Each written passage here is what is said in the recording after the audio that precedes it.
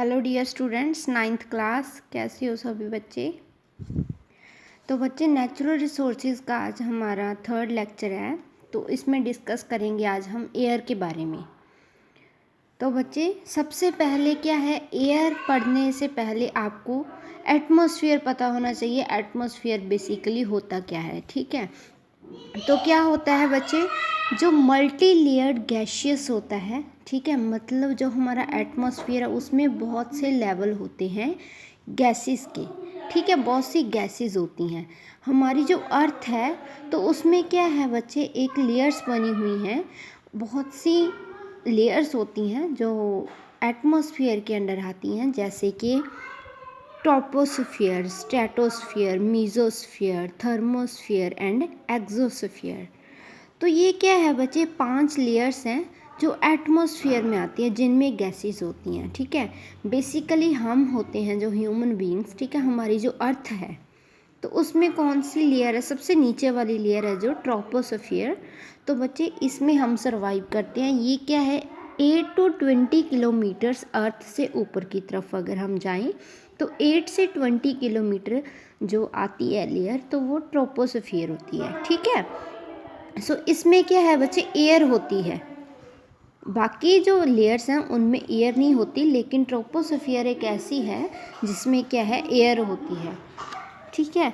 तो एयर के कंपोनेंट्स कौन कौन से हैं? एयर के कंपोनेंट्स में मेनली आता है बच्चे nitrogen, oxygen, carbon dioxide, argon and miscellaneous, मतलब कुछ और जो हम बात करेंगे।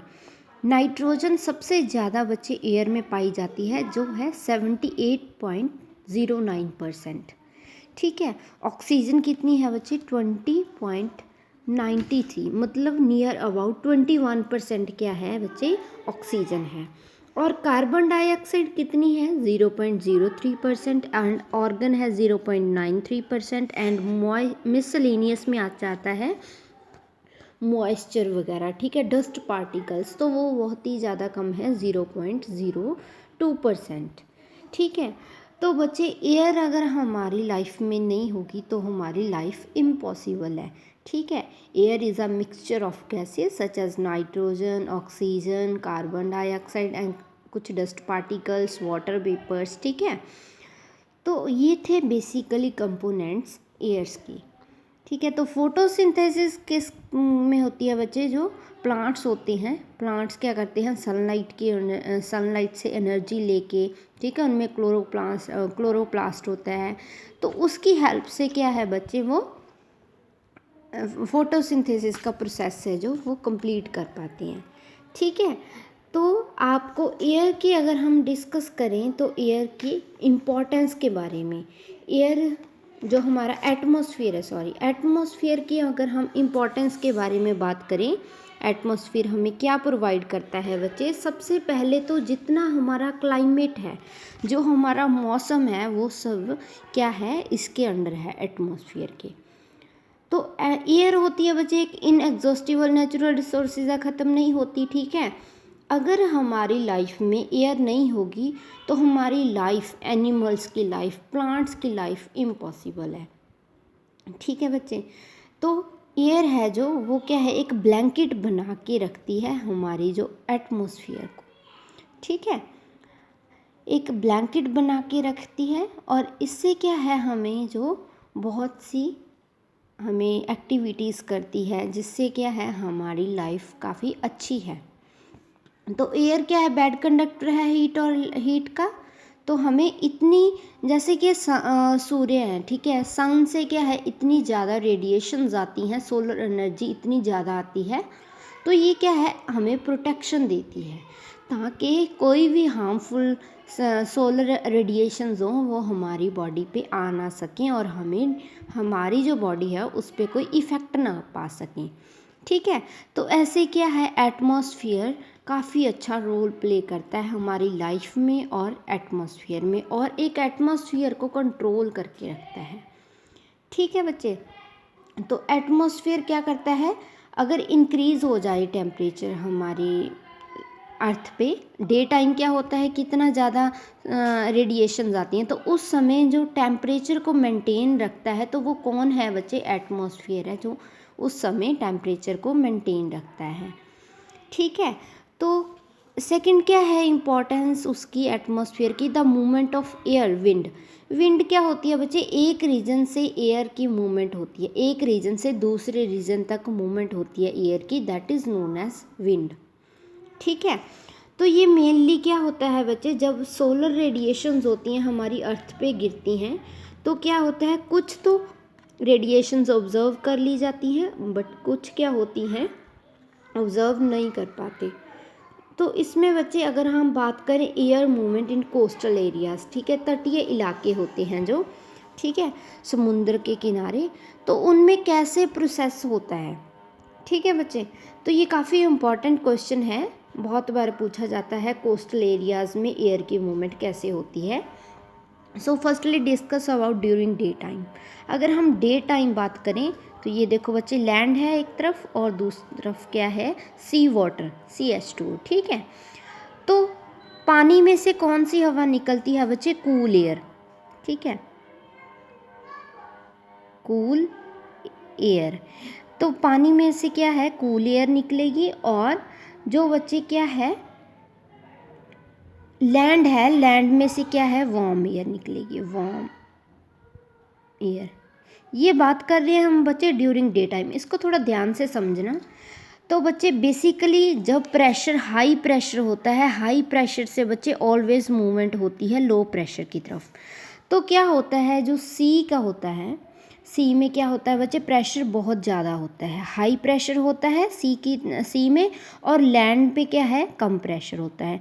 तो मूवमेंट होती है जो एयर की, कैसे होएगी, सी से होएगी लैंड की तरफ। ठीक है, इसमें से ठंडी हवा जाएगी लैंड की तरफ ड्यूरिंग डे टाइम। ठीक है, नाइट टाइम क्या होता है बच्चे, जो प्रेशर होता है लैंड की तरफ, तो नाइट टाइम क्या होगा, प्रेशर जो होगा लैंड की तरफ तो ज़्यादा होगा और सी की तरफ बच्चे कम होगा। तो एयर की मूवमेंट किस तरफ होगी, प्रेशर हाई से लो की तरफ, तो इस तरफ क्या है, हमारी विंड है जो मूव होगी। तो क्या होता है नाइट टाइम, जो कूल एयर होती है, दिन में तो लैंड में के पास आ गई कूल एयर, ठीक है, पास होके, लेकिन रात में क्या होता है बच्चे, लैंड में से जो कूल एयर होती है वो कहाँ चली जाती है, सी वाटर में चली जाती है। ठीक है, तो ये था बच्चे कोस्टल एरियाज़ में विंड की मूवमेंट कैसे होती है। नेक्स्ट है बच्चे रेन। रेन क्या होती है, ये तो आपका कंसेप्ट है जो काफ़ी पुराना है, आपने छोटी क्लासेस में भी पढ़ा होगा कि रेन कैसे चलती है, कैसे उसका सर्कल होता है एक। सबसे पहले क्या है बच्चे, जो समुद्र होता है उसमें से क्या है, वाटर वेपर्स क्या है, हवा में एटमॉस्फेयर में चले जाते हैं।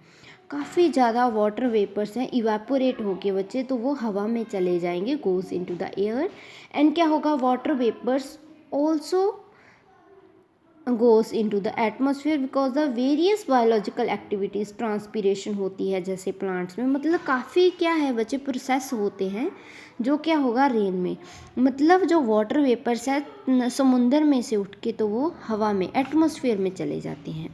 इसके बाद क्या है बच्चे, वहाँ पर क्लाउड्स बन जाते हैं, क्लाउड्स बनने के बाद क्या है, छोटी छोटी ड्रॉपलेट्स में वो क्या है, नीचे वाटर की मतलब एज अ रेन वो नीचे क्या है बच्चे, फॉल डाउन होंगी। ठीक है, तो वो क्या होता है, रेन होती है। ये किसकी वजह से होती है, एटमॉस्फेयर में, क्योंकि जो बादल हैं, जो क्लाउड्स हैं, कहाँ जाके बनते हैं बच्चे, एटमॉस्फेयर में। तो वहाँ से क्या होगा, छोटे छोटे ड्रॉपलेट्स वाटर के अपीयर होने स्टार्ट हो जाते हैं, और इसके बाद क्या है, वो क्लाउड्स बन जाते हैं, और वो ड्रॉपलेट्स क्या होती हैं, एक बार जब बन जाती हैं इसके बाद क्या है, थोड़ा सा उनका क्या है, लार्ज साइज़ हो जाता है, और फिर क्या है, ड्रॉपलेट्स जो काफ़ी हैवी होती हैं और बड़ी बड़ी होती हैं, वो क्या है, नीचे धरती पर गिरती हैं, जिसे हम कहते हैं रेन। ठीक है, तो ये किसकी वजह से होता है, एटमॉस्फेयर की से। ठीक है, ये इम्पॉर्टेंस होगी। सबसे पहले आपने नोट्स कैसे बनाने हैं बच्चे, एटमॉस्फेयर की डेफिनेशन, ये लेयर्स के बारे में लिखना है, नेम्स, और थोड़ा सा आप ट्रोपोस्फियर जिसमें हम रह रहे हैं तो थोड़ा सा उसकी एक्सप्लेनेशन दे दो।